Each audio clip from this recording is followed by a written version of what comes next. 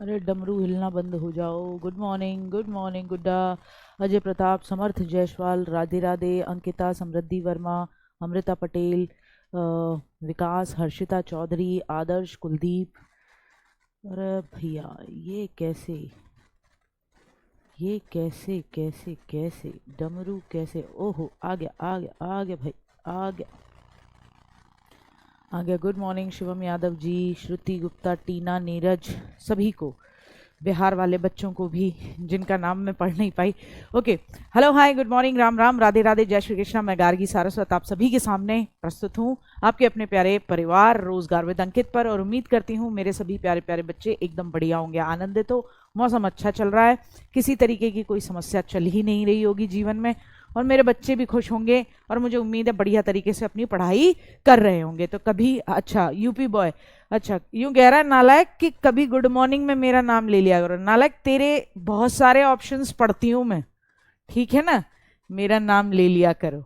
ऐसी बातें कर देंगे, तुम छोटे बच्चे हो, तुम्हारे लिए ही बनाए बेटा, वो छोटे बच्चे हो क्या, छोटी बच्ची को कर दो छोटा बच्चा हो क्या, ठीक है ना। Same to you Gudda, same to you Kavita, same to you. हाँ बेटा, मैं एकदम मस्त हूँ, आपके सबके नाम लूंगी। अरे मैं तो ये चाहती हूँ मेरे हर एक औलाद का नाम उधर आए, किसमें, सेलेक्टेड बच्चों में आए, फिर उसके बाद कहूँ कि हाँ ये मेरे बच्चे हैं, ये मेरे छोटे भाई बहन हैं, ठीक है। कौन कह रहा है वॉइस नहीं आ रही? अच्छा एक बार वो करो, थम्स अप करके बताओ वॉइस आ रही है या नहीं आ रही है। और जिसको नहीं आ रही है एक बार बाहर निकलो, रात में हो सकता है कुछ गुपचुप चीजें देख रहे हो तुम, धीमी आवाज में मम्मी कह रही हो पढ़ ले, और तुम रील्स चला रहे थे तो आवाज कम करके सो गए हो और अभी बढ़ा ही नहीं है तो देख लो एक बार, ठीक है। एक बार फटाफट से बताओ, जल्दी बताओ गुड्डा, कि थम्स अप करके बताओ वॉइस प्रॉपर है, वीडियो ऑडियो दोनों प्रॉपर हैं, फिर आगे बढ़ते हैं। पूरा आशीर्वाद है सोना, पूरा आशीर्वाद है मेरा बच्चा। मैम वीडियो की क्वालिटी अच्छी नहीं है, वीडियो की क्वालिटी अच्छी आ रही है, आ रही है, आ रही है भैया। प्रदीप भैया एक बार देखना, बच्चे कह रहे हैं वीडियो की क्वालिटी ठीक नहीं आ रही है, देखना एक बार प्लीज। अभी दिखवा देते हैं, है ना, कोई दिक्कत हो रही होगी तो दिखवा देंगे। वैसे मौसम थोड़ा ऐसा हो रहा है ना गुड्डा, तो कई बार इसकी वजह से भी प्रॉब्लम हो जाती है। चलो तो आज शुरू करेंगे कहानी। अब तक हम जो जो पढ़ चुके हैं वहां से क्वेश्चंस बनते हैं, मैंने पहले भी कहा था। देखो अनुसूचियां 12 हैं, वहां से क्वेश्चन बनेगा। शुरुआत जो है संविधान सभा की, कौन सी समिति का हेड कौन रहा है, कौन सी समिति का कौन हेड नहीं रहा, वहां से क्वेश्चन बना है, पहले भी सीजीएल में बनेगा, इस बार भी बनेगा, ठीक है। उसके बाद मैंने बात की थी आपसे कि इनसे रिलेटेड क्वेश्चंस बहुत बनते हैं आपके, अधिकार, मौलिक अधिकार, फंडामेंटल राइट से, भाग 3 से बनते आए हैं, बनेंगे, एकदम टिप्स पे रख लेना। एक बार एग्जाम के लिए पढ़ो बेटा, मैं ये गारंटी देती हूँ जीवन पर्यंत पॉलिटी को सिर्फ रिवाइज करके आगे बढ़ जाओगे, एक बार ईमानदारी से नोट्स बना लो। फिर बात आती है बिट्टू भाग 2, नागरिकता। नागरिकता वाले मुद्दे में तुमने खूब इंटरेस्ट ज्यादा ही लिया, ठीक है, वो तुम्हारा हो चुका है, नागरिकता वाला टॉपिक हो चुका है। भाग 1 में वही 2-4 चीजें आती हैं। एक क्वेश्चन फंसाने के लिए पूछ सकता है, वो ये पूछेगा अगर किसी राज्य का नाम बदलना है, या किसी राज्य की सीमाओं में परिवर्तन करना है, या किसी राज्य को किसी मतलब अन्य क्षेत्र को भारत के राज्य में मिलाना है, तो संसद में किस तरीके का बहुमत चाहिए। तो आपको सिंपल बोलना है, साधारण बहुमत चाहिए, कोई संविधान संशोधन करने की जरूरत नहीं होगी, मैं समझाऊंगी आगे, ठीक है। तो इतना ही फंसाएगा, उसमें उससे ज्यादा फंसा सकता ही नहीं है आपको। अब हमने भाग 4 में कल नीति निर्देशक तत्व पढ़े थे, यानी कि directive principles of state policy पढ़े थे, कि राज्य जब काम करेगा तो कौन सी नीतियां होंगी, जो भी नीति बनाएगा उनको गाइड करने वाली वैल्यूज पे बात की थी।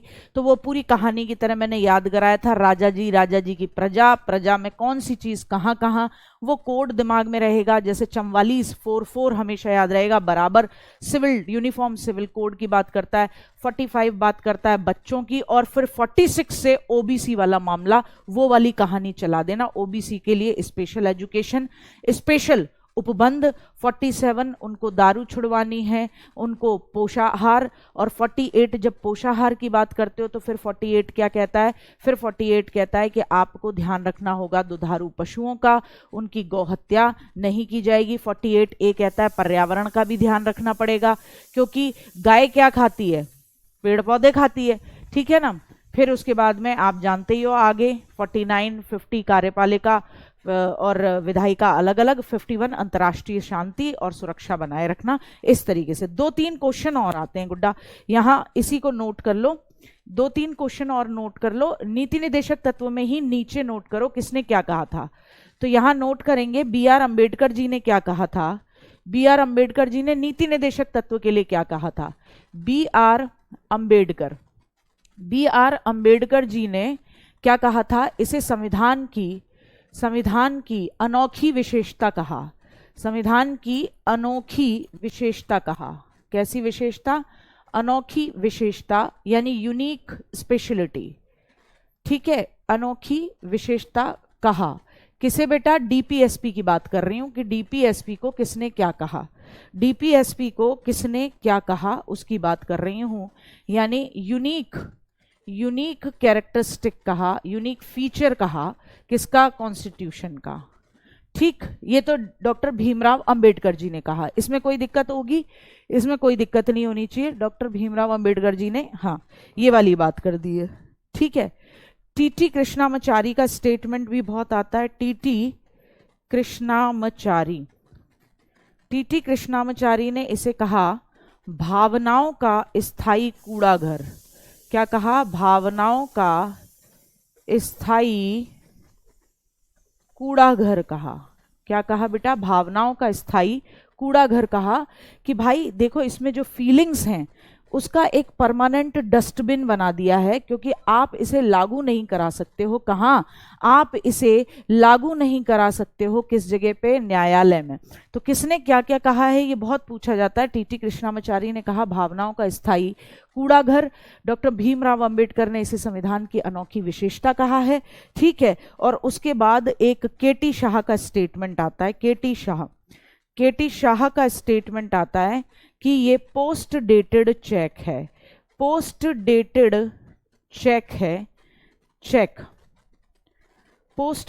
चेक है जिसे राज्य अपनी मर्जी से भुनाता है, यानी मन होगा तो इन नीतियों का पालन करेगा। ठीक है, राज्य नहीं होगा तो लागू नहीं करा सकते, अपनी मर्जी से भुनाता है, भुनाता है। पोस्ट डेटेड चेक कहा, उत्तर दिनांकित चेक कहा।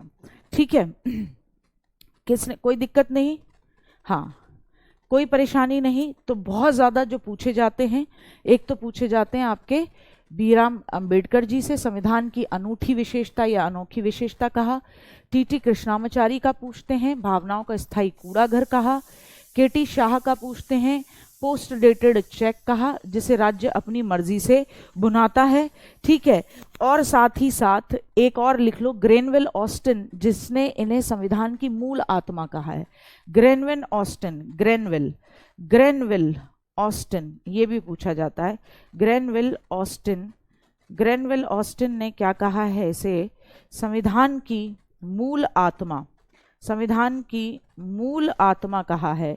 इसे भी, और किसको, आपके जो नॉर्मल आप जिसे कहते हो आपके फंडामेंटल राइट्स, मौलिक अधिकार, उसे भी और इसे भी, दोनों को संविधान की मूल आत्मा कहा है ग्रेनवेल ऑस्टिन ने।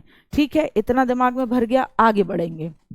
इसके बाद आगे बढ़ेंगे, इतना नोट करने के बाद अब आगे बढ़ते हैं। आगे बढ़ने में सबसे पहले समझना है किसको, मौलिक कर्तव्य को। किसको समझना है, फंडामेंटल ड्यूटीज को समझना है, मौलिक कर्तव्य को समझना है। जब आप फंडामेंटल ड्यूटीज को समझते हो, मौलिक कर्तव्य को समझते हो, तो एक चीज दिमाग में रखनी है कि ये मिलते कहाँ हैं। ये मिलते हैं भाग 4A में और आर्टिकल 51A में। इसका मतलब भाग 5 में अगर इसे रखा जाता तो शुरुआत में अगर ये कॉन्स्टिट्यूशन में होते तो एक अलग ही पार्ट बनाया जाता, इसके लिए एक अलग आर्टिकल बनाए जाते। इसे घुसेड़ा गया है जबरदस्ती, किसके साथ, आपके डीपीएसपी के साथ, राज्य के नीति निदेशक तत्वों के बाद, क्योंकि राज्य के नीति निदेशक तत्व आपके भाग 4 में हैं और भाग 4 में 36 से लेकर कहां तक चलते हैं, 51 तक चलते हैं, 51 तक चलते हैं। तो ये जबरदस्ती घुसेड़ा गया है, तभी एक नया क्लॉज बना के भाग 4 क और 51 क बना के क्या रखे गए, अनुच्छेद बनाए गए, मतलब सॉरी आपके मौलिक कर्तव्य रखे गए। तो शुरुआती दौर में मौलिक कर्तव्य थे नहीं। हुआ क्या ये बात चल रही है 1976 की, देश के अंदर लगी हुई है इमरजेंसी। इंदिरा गांधी जी ने इमरजेंसी लगाई है 75 से लेके 70 कब तक, 77 तक, 77 तक, 1975 से 1977 तक देश के अंदर क्या लगी रही, इमरजेंसी लगी रही। अब उसी बीच मौलिक कर्तव्य होने चाहिए लोगों के, इसकी सिफारिश लेकर आई एक कमेटी जिसका नाम है सरदार स्वर्ण सिंह कमेटी। क्या नाम है कमेटी का, सरदार स्वर्ण सिंह कमेटी। एक कमेटी की सिफारिश आती है, ये कमेटी जो है ये सिफारिश करती है। उस समय प्राइम मिनिस्टर कौन है, इंदिरा गांधी जी हैं। प्राइम मिनिस्टर कौन है ये पूछ ले आपसे तो बता देना। पीएम कौन है उस समय, तो पीएम है उस समय इंदिरा गांधी जी। कौन है पीएम, इंदिरा गांधी जी उस समय पीएम है। तो इंदिरा गांधी जी के सामने ये सरदार स्वर्ण सिंह समिति अपनी रिपोर्ट रखती है, सिफारिश करती है कि जिस तरीके से मौलिक अधिकार दिए गए हैं, फंडामेंटल राइट्स दिए गए हैं, उसी तरीके से मौलिक कर्तव्य भी होने चाहिए। अच्छा, और जब ये सिफारिश रखती है तो उस सिफारिश के बेसिस पे इंदिरा गांधी जी इस बात को एक्सेप्ट करती हैं और कॉन्स्टिट्यूशन के अंदर 42 नंबर का अमेंडमेंट कराती हैं, 42वां संशोधन कराती हैं। कब कराती हैं, 1976 में। ये वो संशोधन है जिसे लघु संविधान या मिनी कॉन्स्टिट्यूशन कहते हैं, क्योंकि बहुत ज्यादा चेंजेस हुए थे। जब हम कॉन्स्टिट्यूशन के अमेंडमेंट, संविधान संशोधन पढ़ रहे होंगे तो सबसे ज्यादा हम इसे ही पढ़ रहे होंगे बहुत ध्यान से। तो क्या हुआ, 42वां संविधान संशोधन कराती हैं इंदिरा गांधी जी 1976 में, और तब मौलिक कर्तव्यों को जोड़ा गया। तब मौलिक कर्तव्यों को जोड़ा गया। मौलिक कर्तव्य आपको पता है रशिया के कॉन्स्टिट्यूशन से लिए हैं, पंचवर्षीय योजनाएं रशिया के कॉन्स्टिट्यूशन से लिए हैं, सामाजिक, आर्थिक और राजनीतिक न्याय का कंसेप्ट भी रशिया के कॉन्स्टिट्यूशन से लिया है। अब इस समिति ने जो सिफारिश की थी, इस समिति की जो सिफारिश थी, ये पूछा हुआ प्रश्न है, इस समिति की जो सिफारिश थी बेटा जी, वो सिफारिश थी मूल रूप से कितने जोड़ने की, 8 फंडामेंटल ड्यूटी, 8 मौलिक कर्तव्य जोड़ने की सिफारिश थी। ठीक है, जोड़ने की। लेकिन जोड़े कितने गए, जोड़े गए 10। जोड़े कितने गए, जोड़े गए 10 फंडामेंटल ड्यूटी, यानी 10 मौलिक कर्तव्य जोड़े गए। मेरी बात समझे, इसने सिफारिश की थी 8 मौलिक कर्तव्यों को लेकर, लेकिन जोड़े जो गए 42वें संविधान संशोधन 1976 में, वो कितने जोड़े गए, मेरे साथ सब बोलेंगे, कितने बोलेंगे, कितने बोलेंगे कि भैया 10 जोड़े गए। डीपीएसपी को अलग से नहीं पढ़ाएंगी क्या?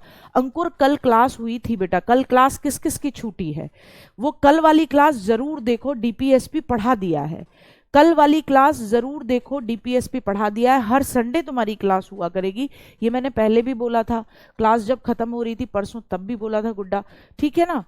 तो उसको एकदम देख लेना है, ठीक है? आ रही बात समझ में?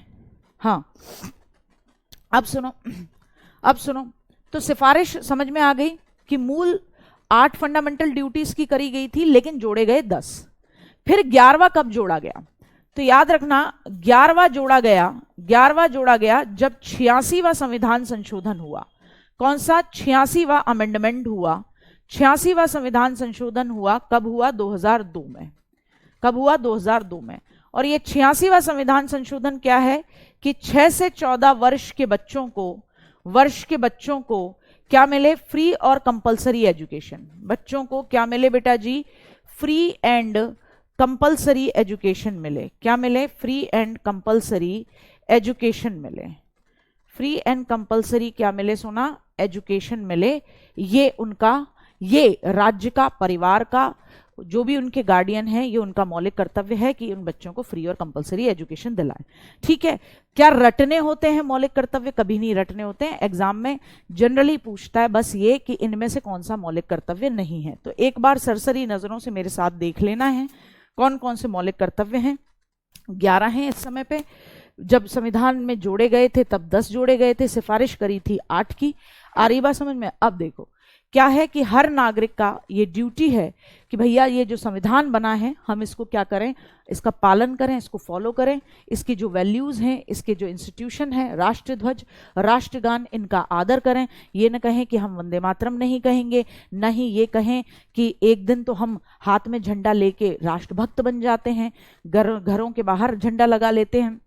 अपनी कारों में झंडा लगा लेते हैं, फिर हमें इतना भी होश नहीं रहता, हम वो झंडा नालियों में डलवा देते हैं। तो ये हमारी मूर्खता कहलाई जाएगी, हमारे राष्ट्रीय ध्वज का हम अपमान कर रहे हैं। सॉरी। तो बेटा जी मौलिक कर्तव्य क्या है? आपकी फंडामेंटल ड्यूटी ये है कि इस पूरे कॉन्स्टिट्यूशन का बड़ी इज्जत के साथ पालन करना है। जितना हम अपने घर में देवी मैया की पूजा करते हैं या इसमें सामने गीता रखी हुई है, जितना इसका आदर है उतना ही संविधान का आदर करना है। इसके आदर्शों, इसके अंदर जो भी बातें लिखी हुई हैं, इसके अंदर जो भी आपके राष्ट्रगान, राष्ट्रीय ध्वज का उल्लेख है, आपको जितने भी राष्ट्रीय प्रतीक चिन्ह हैं उन सब का सम्मान करना है। ठीक है, ये पहला मौलिक कर्तव्य है। मौलिक कर्तव्य के बारे में अभी एक दो चीजें और बताऊंगी। स्वतंत्रता के लिए हमारे राष्ट्रीय आंदोलन को प्रेरित करने वाले आदर्शों को हृदय में संजोए रखें, उनका पालन करें।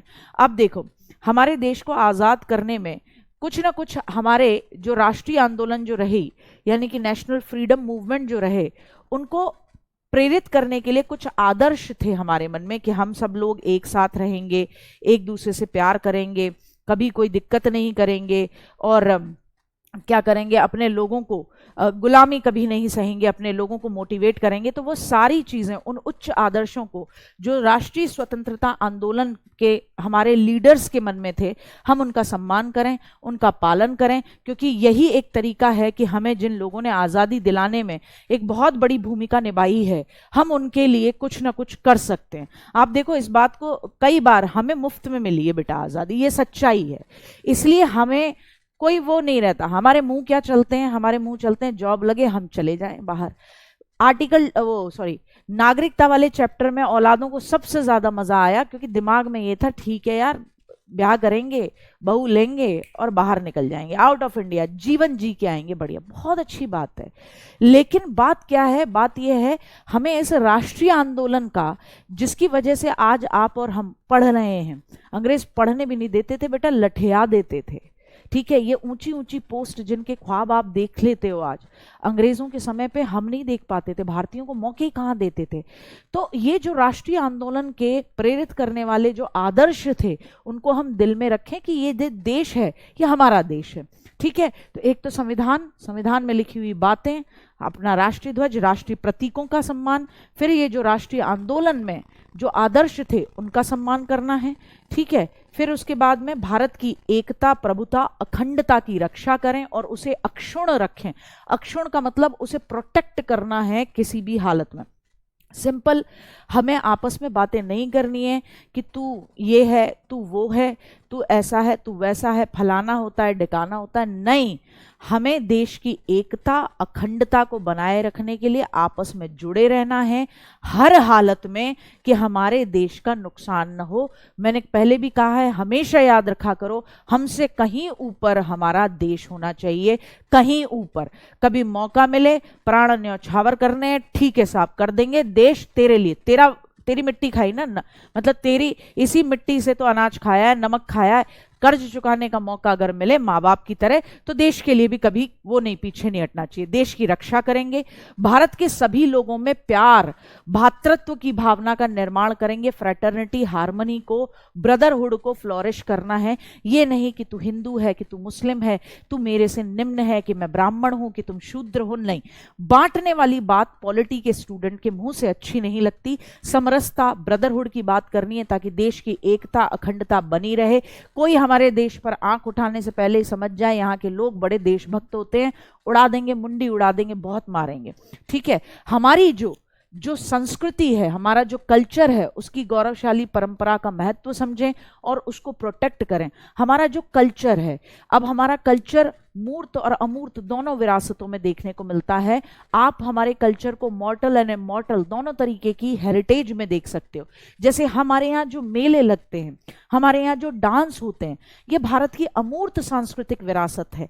ये रामलीला होना, ये गणगौर उत्सव होना, ये आपका कालबेलिया डांस, ये छऊ नृत्य, ठीक है, ये आपका कुंभ का मेला, ये सब भारत की किस तरीके की इमॉर्टल, अमूर्त सांस्कृतिक विरासत हैं, इमॉर्टल कल्चरल हेरिटेज है। तो हमें ये नहीं कह देना कि अरे ये तो बेवकूफ़ों का डांस है, हम तो बॉल डांस करेंगे। अरे नहीं बेटा, बॉल डांस हमारा संस्कृति का नहीं है।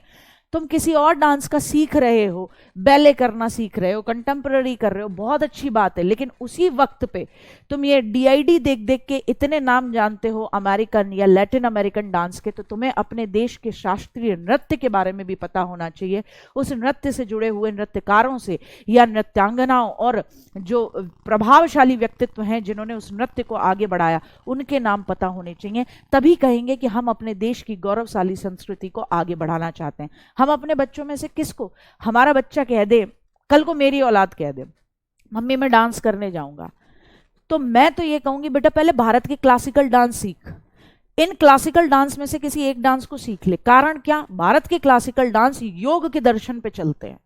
तुम केवल ना केवल ये क्लासिकल डांस करना सीखोगे, तुम्हारी पूरी बॉडी रिदम में आ जाएगी, पूरी बॉडी रिदम में आ जाएगी, ठीक है। और मेरा बालक के नाम मम्मी मैं तो हिप हॉप करूंगा, बेटा बाद में हॉप करियो, तू बाद में फुदकियो, पहले इनमें से किसी एक क्लासिकल डांस पे अपनी पारंगतता, क्योंकि ये हमारी संस्कृति है। वो नाचना गाना बहुत अच्छी बात है, वरना हमारे यहाँ तो नाचने गाने के लिए भी, एक बात बताओ, ये तो बाद में इस तरीके के प्रोग्राम आए, लेकिन आपको नहीं लगता कि क्लासिकल डांसेस को भी इसी तरीके से आगे बढ़ाना चाहिए? लेकिन टीवी पे अगर क्लासिकल डांस आ जाए तो हम रिमोट बदल देंगे। क्यों? क्योंकि हमें ये लगता है वो हमारे फेवरेट गानों पे नहीं है। वो गाने कौन से होने चाहिए कि वो गाने आपकी मर्जी के होने चाहिए, वो वाहियात किस्म के गाने, उस पर डांस अच्छा लगता है, कुंडी मत खड़काओ राजा, सीधा अंदर आओ राजा, एक वाहियात गानों पे बच्चा खुश हो जाता है एकदम, ठीक है ना। उसको लगता ही नहीं बढ़िया गाना हो या कोई कल्चरल या क्लासिकल म्यूजिक हो, ये कह देता है अरे अलाप बहुत है, मूड खराब हो गया। तो हमें कुल मिला के अपने कल्चर को प्रोटेक्ट करना है, जैसे विश्व की हर देश के अंदर किया जा रहा है, ठीक है। अभी बताऊंगी बेटा, यूपी बॉय सब बताऊंगी। जैसे देश का, जैसे हर विश्व की हर संस्कृति अपनी संस्कृति को, अपने कल्चर को प्रोटेक्ट कर रही है, ऐसे ही हमारा भी कर्तव्य है कि हम अपने आने वाली जनरेशन को, मेरा भी कर्तव्य है कि मैं अपने सामने बैठे हुए छोटे भाई बहनों को बताऊं कि हमें भी अपने देश के कल्चर को, संस्कृति को क्या करना है, बहुत प्रोटेक्ट करना है, क्योंकि हमसे ज़्यादा कल्चरली रिच कोई नहीं है, हम सबके पिताजी हैं इस मामले में। लेकिन हमें लगता है कि नहीं, हम तो बालक हैं दूसरों के, यूरोप के स्पेशली। प्राकृतिक पर्यावरण की रक्षा करना, उसका संवर्धन करना, ये मौलिक कर्तव्य में जोड़ा गया कि ये जो एनवायरनमेंट है इसको प्रोटेक्ट करना है, इसको आगे बढ़ाना है, उसका संवर्धन करना है, यानी इसको एनरिच करना है। पेड़ काटने नहीं है, बच्चों के जन्म पे डिसाइड करना है कि हम 5 पेड़ लगाएंगे या 4 पेड़ लगाएंगे या एक ही पेड़ लगाएंगे, उसको पानी देंगे, फ्लोरिश करेंगे, उस पर टैग लगाएंगे कि बेटा ये तेरे नाम का पेड़ है, ये तेरे को प्रोटेक्ट करना है। ऐसे ही तेरे बच्चे हो तब तू 2-2 पेड़ लगाइयो या 5-5 पेड़ लगाइयो, बड़ी अच्छी चीज है। पर्यावरण का संवर्धन करना है, मुंडी नहीं उड़ानी है पेड़ों की, ठीक है ना। वैज्ञानिक दृष्टिकोण रखना है और ज्ञान को अर्जित करने की, यानी कि लर्निंग की भावना का विकास करना है। साइंटिफिक टेम्परामेंट डेवलप करना है।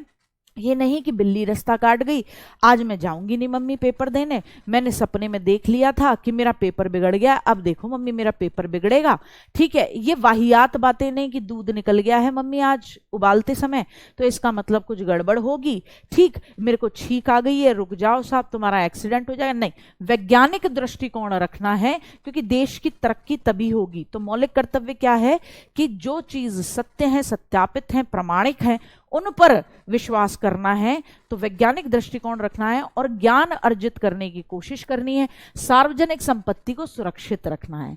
ये नहीं कि हम एकदम सरकार के खिलाफ बैठ गए और सरकार के खिलाफ धरना करने बैठे, अच्छी बात है, हमें अधिकार है, तुम पॉलिटी की स्टूडेंट हो, तुम अगर प्रेशर नहीं क्रिएट करोगे सरकार पे, सरकार चलेगी कैसे, सही रास्ते पे कैसे चलेगी, अच्छी बात है। लेकिन ये लोगों की गाड़ियों में आग लगा देना, लोगों के ये पब्लिक ट्रांसपोर्ट पे आग लगा देना, बेटा आता तो ये पब्लिक के ही पैसे से है ना, आता तो ये पब्लिक के ही टैक्स से है। तो सार्वजनिक संपत्ति को सुरक्षित रखना है। ये नहीं कि लाल किले गए, ताजमहल गए, वहां खोद के लिखे आए आई लव यू गीता, और अगली बार गए तो लिखा है आई लव यू सीता, फिर तीसरी बार गए तो मीता सुनीता। अरे भाई तुम्हारा तो फिक्स ही नहीं है, कितना तुम ताजमहल पे चित्रकारी अपनी करोगे, वो पित्रादुरा बना हुआ है, उसको बना रहने दो। सार्वजनिक संपत्ति को सुरक्षित रखो। ये रेलवे में ये लोटा खींच लिया, ठीक है, रेलवे कुछ नहीं, ये यहां से प्रॉब्लम होती है, भारतीय जो है इधर से प्रॉब्लम है। यही अगर रेलवे प्रॉपरली प्राइवेटाइज हो जाए और वहां लग जाए सीसीटीवी कैमरा और एक उसका पैसा जो लगे वो हाई हो जाए, तो वो जो बैठेगा ना अंदर व्यक्ति, वो कंट्रोल में बैठेगा, यहां से कंट्रोल में बैठेगा। टिकट का पैसा अगर हाई हो जाए तो ठीक है, और सीसीटीवी कैमरे लग जाएं और पता पड़े कि जैसे ही किसी ने कुछ भी निकाला तुरंत निकल के आए वहां से छूटते ही एक पुलिस वाला या एक एक एरिया में वो जो लठ तोड़ेगा ऐसे कि एकदम सूझ के आओगे, एकदम बालाजी बन के आओगे, यहां से लेकर सब पूरा का पूरा।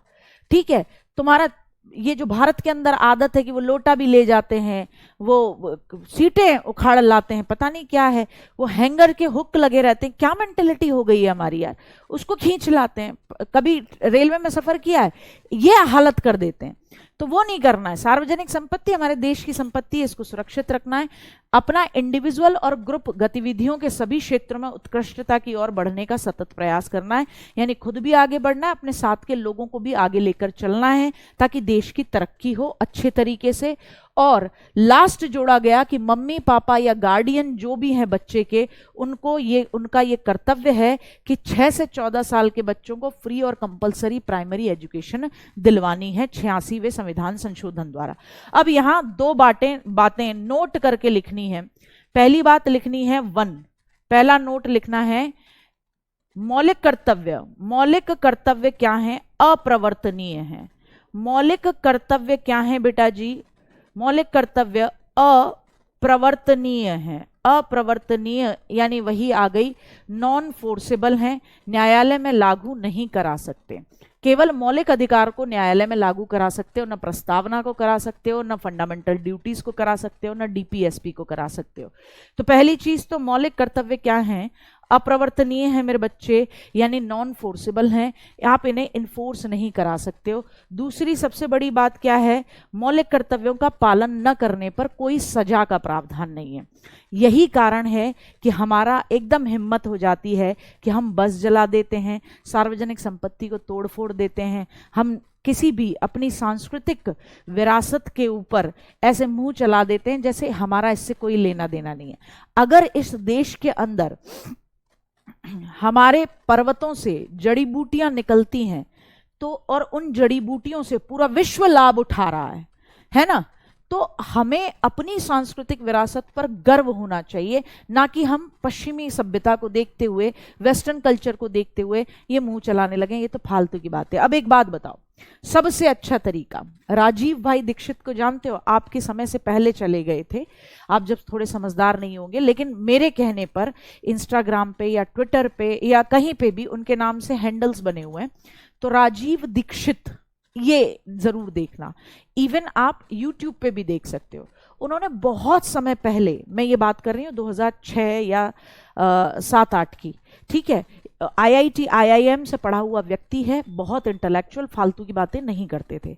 तो तब हम 12th कर रहे थे, तो IIT IIM से पढ़े हुए व्यक्ति ने तब एक कैंपेन चला था बहुत बड़े लेवल पे, और बाबा रामदेव भी उससे जुड़े हुए थे। उन्होंने ये कहा था कि ये जो कोल्ड ड्रिंक है, ये these are the toilet cleaner basically. और तब इस तरीके से उस संस्था से जुड़े हुए लोग हमारे विद्यालय में भी आए और उन्होंने बताया कि बेटा तुम्हें ये कंज्यूम नहीं करना। ये हमारे दिमाग में बैठा दिया है कि ठंडा मतलब कोका कोला। अरे भारत जैसे देश में ठंडा मतलब हमेशा लस्सी, नींबू पानी, छाछ रही है। यहां ठंडा मतलब कोका कोला कभी जीवन में नहीं हो सकता, है ना। हमारी संस्कृति वो कोका कोला वाली नहीं रही है, हमारी संस्कृति हमारी बेसिक संस्कृति रही है। लेकिन वो दिमाग में बैठा दिया हमारे कि ठंडा मतलब कोका कोला, स्ट्रॉन्ग दिखता है, पेप्सी वाला बच्चा है और ये पीता है, तूफानी करते हैं। अरे छाछ पी के भी तूफानी करता है आदमी। पूछो, खेतों में जो काम करने के लिए जाता है वो दही दूध मट्ठा इसी पे चलता था, उससे ज्यादा तूफानी कार्य कोई नहीं करता था। लू के थपेड़ों में भी किसान भारत का खेती कर रहा था। तो कुल मिला के हमारी सोच को कन्वर्ट कर दिया। तो मैं ये कहना चाह रही हूं कि हमें अपनी संस्कृति की रक्षा करनी चाहिए, क्योंकि उस समय पर राजीव दीक्षित जी ने बहुत पहले कहा था कि ये, और आप खुद देखना कि कोलगेट हुआ, पेप्सोडेंट हुआ, पहले इनमें लिखा रहता था कि ये इस उम्र से नीचे के बच्चों को नहीं देने हैं, क्योंकि इसके अंदर जो इंग्रेडिएंट हैं वो खुद अमेरिकन, ब्रिटिश और यूरोपियन कंट्रीज में बैन है, लेकिन भारत में ऐड दिखाते हैं पेप्सोडेंट वाले दांत। भारत की संस्कृति क्या थी? ये जो अब कहते हैं आपके दुनिया भर के कोलगेट पेप्सोडेंट की तुम्हारे टूथपेस्ट में नमक है, हल्दी है, मिर्ची है, लौंग है, अरे उल्लुओं, भारत की संस्कृति में शुरू से ही ये रहा है कि आपको दांत साफ करने हैं तो नमक ले लो, तेल ले लो, अपना क्या बोलते हैं लौंग ले लो। तो अब तुम ये हल्दी नमक मिर्च और गरम मसाला कर रहे हो, ये तो पहले तो हमारी चीज थी, फिर तुम इसे लौटा के हमारे मुंह पे लाके एकदम नए तरीके से प्रदर्शित कर रहे हो। हमें पागल समझते हो, क्यों? क्योंकि हम अपनी संस्कृति को अपने बच्चों तक पहुंचाते नहीं है, ये कारण है। तो मौलिक कर्तव्य अप्रवर्तनीय है, न्यायालय में लागू नहीं हो सकते हैं, ठीक है। दूसरी बात, मौलिक कर्तव्य का पालन करने पर कोई सजा नहीं। मौलिक कर्तव्यों का पालन न करने पर, कर्तव्यों का पालन न करने पर कोई सजा नहीं। कोई क्या नहीं बेटा? सजा नहीं, ठीक है। अब मैं आपसे कहूंगी कि बताओ इनमें से कौन सा मौलिक कर्तव्य नहीं है। पहला, भारत की संस्कृति की रक्षा करना, ए ऑप्शन। बी, टैक्स भरना। सी, देश के संविधान और राष्ट्रीय प्रतीकों का सम्मान करना। और डी, राष्ट्रीय आंदोलन से जुड़े हुए आदर्शों को दिल में संजोना और उनका पालन करना। तो बताओ इनमें से कौन सा मौलिक कर्तव्य नहीं है? बता दो जल्दी से।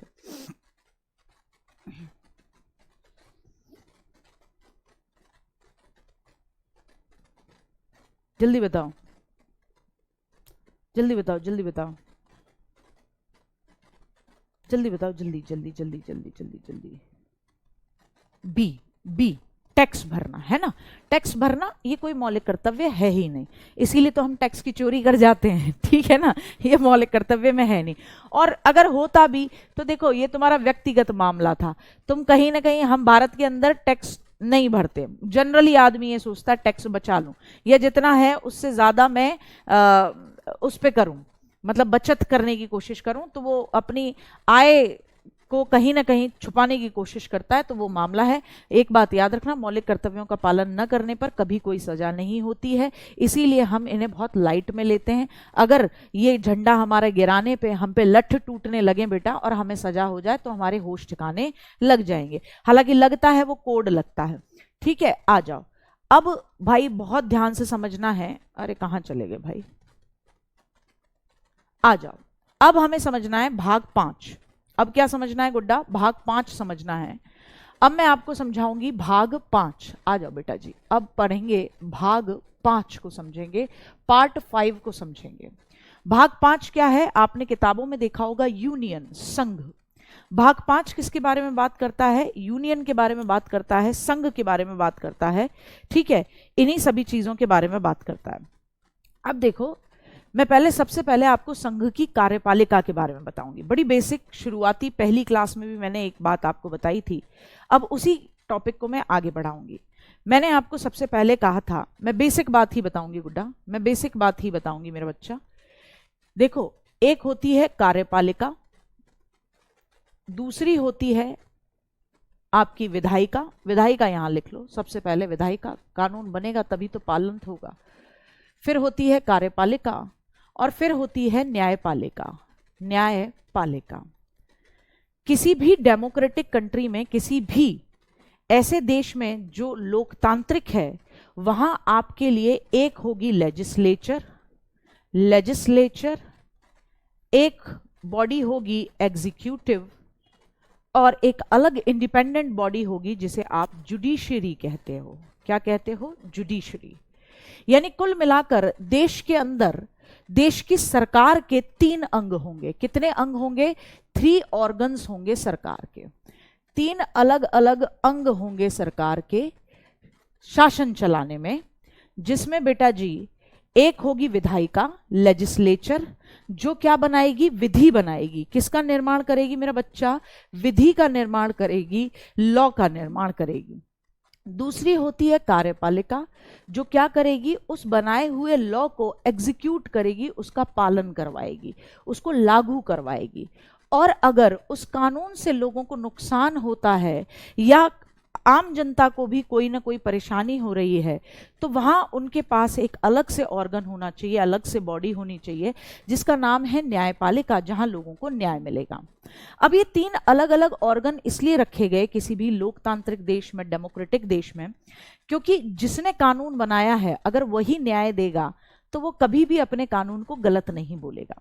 अगर आप ये सोचो, बहुत बेसिक सी चीज है, आपको अगर टेलीग्राम ग्रुप पे हमें टैग करके अपना गुस्सा, आप अपना प्यार सब दिखाते हो उस पर, ऐसी बात नहीं है, गुस्सा दिखाते हो कि मेरा नहीं चल रहा, मैं गुस्से में हूं, टैग कर देते हो सारे अपने बड़े भाई बहनों को, हम सबको, ठीक है, प्यार दिखाते हो कि बहुत अच्छा पढ़ाते हो आप, हमें अच्छा समझ में आता है, ठीक है, कई बार अपनी क्वेरीज लेकर आते हो, प्यारी प्यारी क्वेरीज होती हैं, पॉलिटी में तो तुम्हारी क्वेरीज एकदम माशाअल्लाह होती हैं, दिल सा खुश कर देते हो तुम, ठीक है। तो अगर ये तुम्हें अधिकार ना होता, ये अलग से टेलीग्राम ग्रुप ना होता, और मेरी क्लास में पढ़ाते समय तुम छोटे बालक बच्चे यहाँ ये लिखते रहते हो जो, ठीक है, जिसे पढ़ना इसलिए संभव नहीं हो पाता क्योंकि फिर यहाँ ध्यान नहीं दे पाएंगे, तो बच्चा जो लिखता रहता है यहाँ पे, अगर हम उसे देख नहीं पाते तो ऐसे में आपको न्याय नहीं मिल पाता, जस्टिस नहीं मिल पाता। आप ये कहते कि हमारी कुछ प्रश्न हैं जो रह जाते हैं और हम पूछ नहीं पाते, और फिर पूछने का कोई तरीका नहीं है, बताओ क्या ही फायदा है ऐसी क्लासेस का, है ना, बच्चे के मन में आता। तो इसीलिए एक अलग से एक प्रोग्राम, एक अलग से प्लेटफॉर्म प्रोवाइड कराया गया आपको। वो क्या है कि आप टेलीग्राम पे हमारे से जो भी पूछना है वो पूछ सकते हो, लॉजिकल बातें, ठीक है। एक आपको हेल्पलाइन नंबर भी मिलता है गुड्डा, जिसपे आप हेल्पलाइन नंबर पे कॉल करके बताते हो कि मेरे समझ में आ रहा है, या आपको जब भी कोई दिक्कत होती है तो हम कहते हैं कि गुड्डा हेल्पलाइन नंबर पे कॉल करना, वो लोग ज़्यादा सटीक तरीके से इस चीज़ को डील करेंगे, क्योंकि वो रिकॉर्ड बनाते हैं ना, उनको करना ही करना है 1 दिन के अंदर अंदर, ठीक है। मैं 2 मिनट पानी पीऊँ बेटा, ठीक है।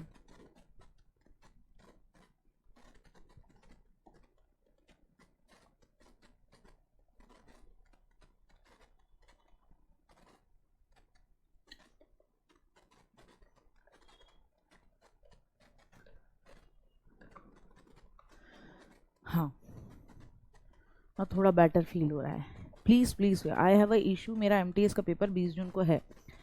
अरे तब तक 20 जून तक तुम घबराओ मती, मैंने तुम्हें जितनी क्लासेस बोली हैं तुम्हारी बहन उतनी क्लासेस में कराएगी, तुम परेशान मत हो, ठीक है। हाँ बेटा, 1 घंटे का रखा है ताकि बच्चा वैलिड प्रश्न पूछे, ठीक है। देखो पॉलिटी तुम यहाँ से कर लो, लेकिन क्वेश्चन आंसर्स अपने साहिल वहाँ से ही करना, क्वेश्चन आंसर अपने प्रैक्टिस सेट एमटीएस का वहीं से लेते रहना, ठीक है। बाकी क्वेश्चन आंसर यहाँ से कर लो, मतलब क्लासेस तुम यहाँ से करना चाह रहे हो तो यहाँ से कर लो, कोई दिक्कत नहीं है, ठीक, उसमें कोई आपत्ति नहीं है, उसमें कोई परेशानी नहीं है, ठीक है। चलो बेटा, चलो आ जाओ भाई।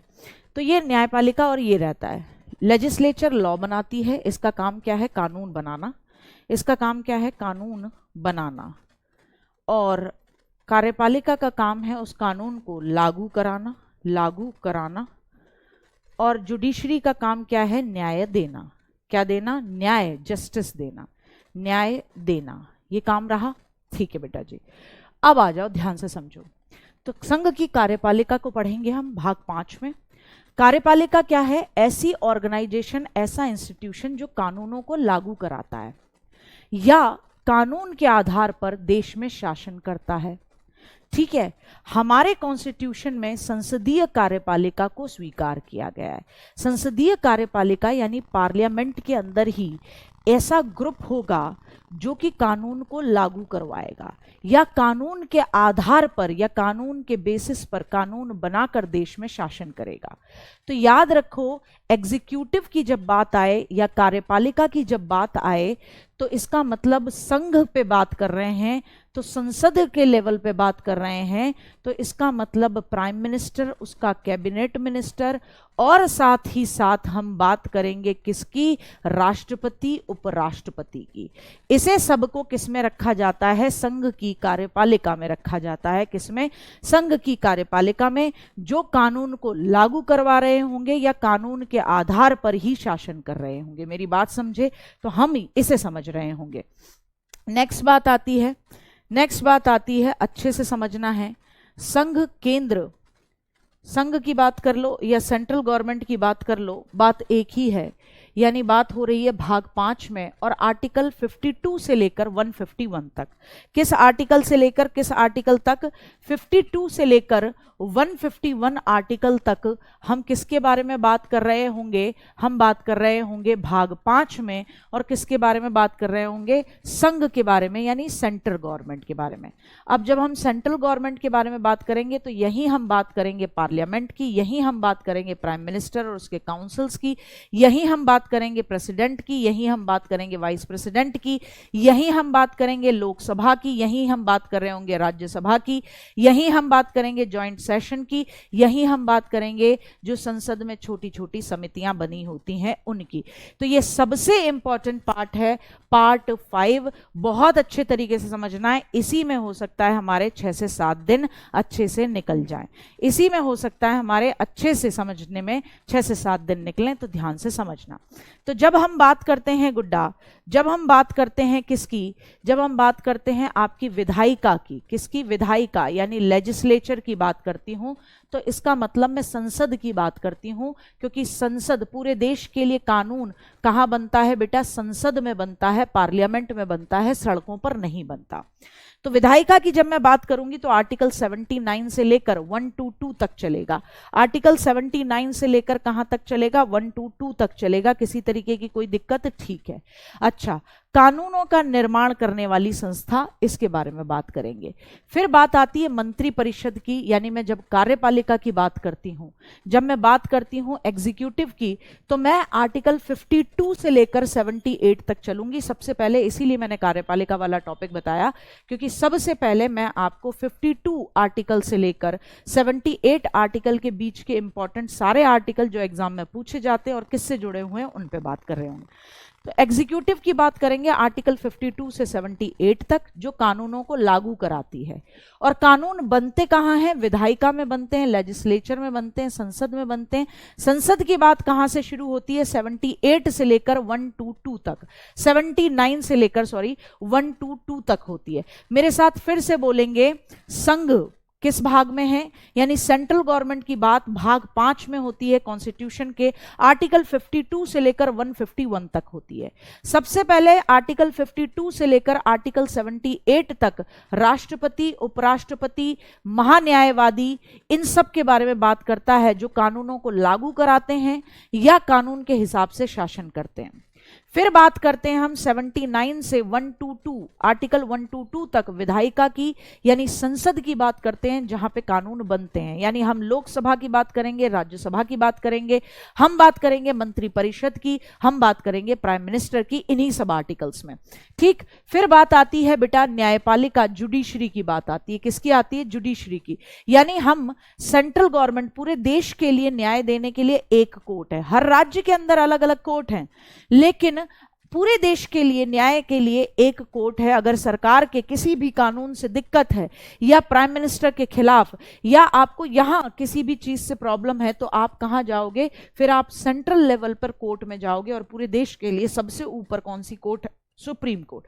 तो हम बात कर रहे होंगे फिर किसकी? न्यायपालिका की, स्पेशली सुप्रीम कोर्ट की। आर्टिकल 124 से 147 तक की बात कर रहे होंगे।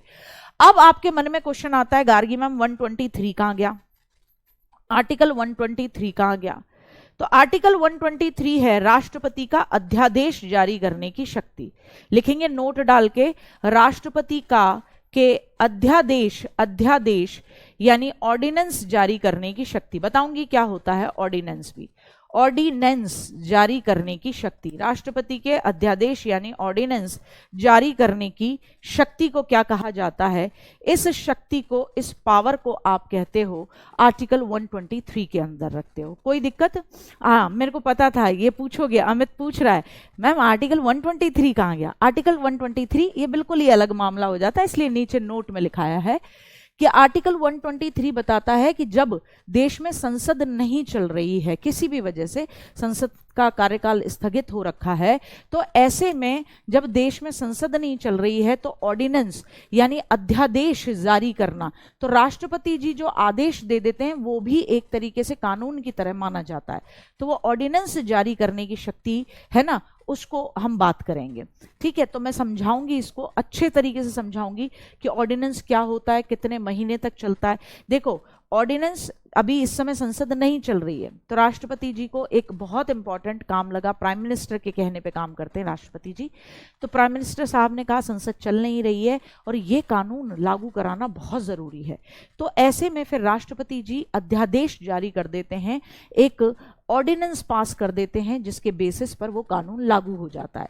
लेकिन संसद जैसे ही काम करे तो उस ऑर्डिनेंस को पास हो जाना होगा संसद से 1 महीने के अंदर अंदर, और इस ऑर्डिनेंस की शक्ति 6 महीने से ज़्यादा नहीं होती है, क्योंकि आप उसे लीगल वे में कानून बनवा के संसद से पारित कराइए। ये तो आपके लिए एक विंडो दी गई है कि यहाँ नहीं तो यहाँ हो जाएगा। जैसे पैसा लेने के लिए मम्मी किससे कहती है?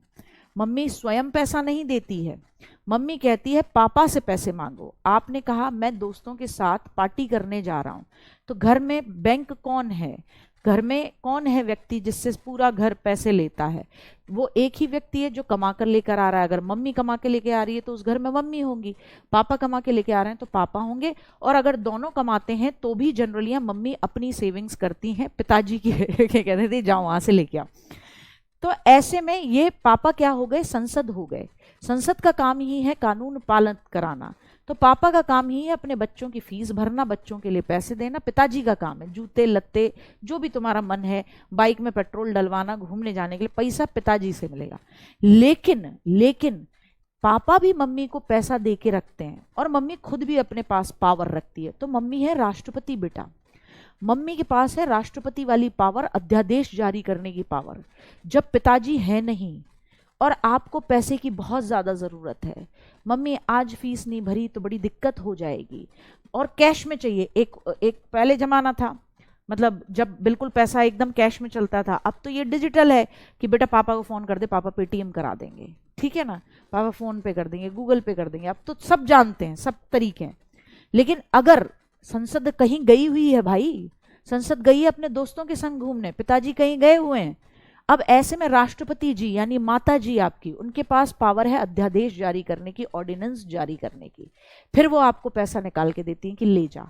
लेकिन याद रख बेटा कि जैसे ही संसद आती है मेरा पैसा वापस आना चाहिए। तो वही वाली बात है कि वो तो विंडो मिली है कि राष्ट्रपति जी ने एक आदेश पारित करके कोई कानून बहुत इंपॉर्टेंट था उसको आगे बढ़ा दिया। लेकिन जैसे ही पिताजी वापस आए, जैसे ही संसद का सदन में काम करना शुरू हो जाए, तो भैया फिर ऐसे में चुपचाप से वहां से उस कानून को पारित कराओ। क्यों अपनी माताजी को कष्ट देते हो, उनका पैसा बचा रहने दो। ठीक है, समझ में आ गए? ठीक है, समझ में आ गया? बढ़िया तरीके से। पॉलिटी से क्वेश्चन आ रहे हैं बेटा आजकल, चार क्वेश्चन, किसी शिफ्ट में 4 भी देखने को मिले, किसी में 5 देखने को मिले, किसी शिफ्ट में 2022 वाले की बात कर रही हूँ 3 क्वेश्चन देखने को मिले। ठीक है, आ रही बात समझ में? तो ये बात समझ में आ गई। आर्टिकल 123 अध्यादेश क्या होता है ये समझ में आ गया होगा। अब मैं आगे बढ़ती हूँ। अब समझो ध्यान से, ये तो यहाँ लिखा ही दिया है, राष्ट्रपति के अध्यादेश जारी करने की शक्ति, power to issue ordinance, article 123। अब संघ की कार्यपालिका को समझते हैं सबसे पहले, यानी कि यूनियन एग्जीक्यूटिव को समझते हैं आर्टिकल 52 से लेकर 78 तक। आर्टिकल 52 से लेकर 78 तक जब समझेंगे तो सबसे पहले 52 से लेकर 73 तक तो राष्ट्रपति और उपराष्ट्रपति के बारे में बात करेंगे। किसके बारे में बात करेंगे? राष्ट्रपति जी और उपराष्ट्रपति जी के बारे में, 52 से 73 तक।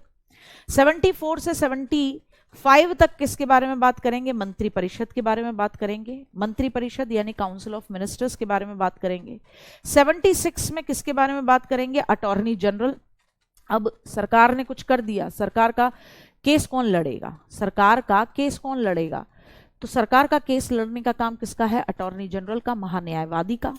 फिर उसके बाद 77 से लेकर 78 की किस तरीके से कार्यपालिका का काम होता है, कार्य संचालन, ऑपरेशंस, उनके बारे में बात होगी। सबसे ज्यादा इंपॉर्टेंट 1, 2, 3 मुद्दे हैं जहां से क्वेश्चन बनते आए हैं, सदैव बनेंगे। तो हमें समझना है सबसे पहले आर्टिकल 52 से लेकर 73 तक। ठीक, तो आ जाओ भैया। अब मैं जो समझाने वाली हूं उसको एकदम दिमाग में रखना है, एकदम दिमाग में। मैं जैसे बताऊंगी वैसे ही फिर एक बार लर्न कराऊंगी। आप गए एक जगह पर विवाह का प्रस्ताव लेके, विवाह का प्रस्ताव लेकर गए, आप शादी का प्रस्ताव लेकर गए। लड़के हैं तो लड़की वालों के घर गए, और लड़की है तो लड़के वाले आपके घर पे आए। आप विवाह का प्रस्ताव आपके सामने आया, ठीक है। अब विवाह का जब प्रस्ताव सामने आता है, मैरिज प्रपोजल सब सामने आता है, तो बातचीत शुरू होती है बेटा। तो बिल्कुल उसी तर्ज पर हमें याद रखना है कैसे बातचीत शुरू हो रही है। तो लड़की या लड़का, सपोज करो, ऐसा कंसेप्ट भी आना चाहिए जब शादी हो और लड़कों को कहा जाए कि तुम दहेज दोगे और बिटिया हमारी घर के बाहर काम करेगी, तुम घर में बालक बच्चे संभालोगे, ठीक है, और तुम्हें खर्चा पानी ये देती रहेगी, झाड़ू पोंछा तुम्हारा काम है। तो सोचो पैरेलल वर्ल्ड में अगर ऐसा होने लगे, लड़कों की देखो आफत सी आ गई है, एकदम जान छड़क गई है, बोले गाड़ी में क्या बात बोल दी है, ठीक है। अगर ऐसा हो सपोज करो, तो दोनों तरीके से लड़कियां अपने लिए लेके चलें, लड़के अपने लिए लेके चलें। आर्टिकल 52 ये कहता है सबसे पहले भारत का एक राष्ट्रपति होगा जो भारत का क्या होगा, पहला नागरिक। तो जब विवाह होता है बेटा कुछ शर्तें रखी जाती है दोनों तरफ से। तो पहली शर्त रखी गई कि घर का ये मुखिया होगा, या लड़की ने कहा कि घर की मैं मुखिया होंगी, ठीक है, मैं भारत की प्रथम नागरिक होंगी। लड़का अपनी तरफ से कह सकता है कि मैं भारत का प्रथम नागरिक होऊंगा, या मैं भारत का एक राष्ट्रपति होऊंगा, यानी तुम्हारा मैं पति होऊंगा। यह आर्टिकल 52 है। आर्टिकल 52 कहता है कि देश का पहले एक राष्ट्रपति होगा जो देश का क्या होगा, फर्स्ट पर्सन होगा। 53 कहता है कि कार्यपालिका यानी एग्जीक्यूटिव की सारी पावर्स किसके हाथ में होंगी, राष्ट्रपति के हाथ में होंगी, जिनका यूज या तो वो खुद करेंगे या अपने अंडर अपने सबऑर्डिनेट्स के थ्रू कराएंगे। तो लड़के ने कहा कि देखो, एक तो इस घर का मुखिया मैं हूंगा, आर्टिकल 52। 53 कहा कि कार्यपालिका की यानी सारी काम करने की पावर मेरे हाथों में होंगी, पावर्स मेरे हाथों में होंगी, जिनको या तो मैं खुद यूज करूंगा या अपने अंडर किसी से भी कह के काम करवाऊंगा, ठीक है। या लड़की ने भी यही कहा। तो आर्टिकल 52 बताता है कि एक कोई होगा। आर्टिकल 53 ये बताता है उसकी पावर्स के बारे में। पावर्स क्या बताता है कि कार्यपालिका यानी एग्जीक्यूटिव की, किसकी, संघ की कार्यपालिका की, संघ की कार्यपालिका यानी देश के लिए जो सेंट्रल गवर्नमेंट है उसकी कार्यपालिका की सारी शक्तियां राष्ट्रपति में हैं। उसके उनके पास पावर है, प्रेसिडेंट साहब के पास पावर है, जिसे वो खुद यूज करेंगे या अपने अंडर सबऑर्डिनेट्स के थ्रू करवाएंगे यूज। 54 बताता है कि चुनाव या निर्वाचन कैसे होगा। चुनाव या निर्वाचन कैसे होगा, 54 क्या बताता है, चुनाव या निर्वाचन कैसे होगा, यानी चुनाव या निर्वाचन में कौन भाग लेगा। तो जब ये बातें हो जाती हैं तो ये बात होती है कि भैया जो बारात आएगी उसमें कौन कौन आएगा, हमारी तरफ से कितने मेंबर्स आएंगे। ये लड़की ये कहती है कि जी आपके यहाँ से केवल 5 लोग आने चाहिए या 50 लोग आने चाहिए, बाकी मेरे रिश्तेदार होंगे, तुम अपने यहाँ रिसेप्शन कर लेना। तो 54 क्या कहता है, जब बातें पावर की बातें हो गई तो 54 ये कहता है कि विवाह में लोग कितने आएंगे, तो राष्ट्रपति के निर्वाचन में भाग कौन कौन लेगा, ये जो शादी हो रही है इसमें भाग कौन कौन लेगा। तो इसमें भाग लेते हैं लोकसभा, राज्यसभा और विधानसभा। विधानसभा कहाँ होती है, राज्यों में। विधानसभा कहाँ होती है, राज्यों में होती है। विधानसभा कहाँ होती है गुड्डा, राज्यों में। मेरी बात समझ पा रहे हो? हाँ। फर्स्ट नागरिक का मतलब होता है देश का प्रथम, देश का प्रथम, फर्स्ट। इसकी इज्जत है ये बेटा, ये इज्जत है सोना, ठीक है गुड्डा, ये इज्जत है, ठीक। कल क्लास हुई थी अंकुश, कल क्लास ली थी मैंने गुड्डा। 54 में बात हुई भैया बारात में कौन कौन आएगा, तो राष्ट्रपति के निर्वाचन में भाग कौन कौन लेंगे, लोकसभा, राज्यसभा और विधानसभा के कैसे सदस्य, जो चुने हुए सदस्य हैं।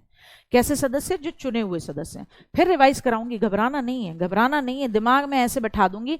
लेकिन तुम्हारे को भी कसम है, तुम अभी के अभी ये घर में 2-4 लोगों को बताओगे और याद करवाओगे उनको, ताकि तुम नहीं भूलो।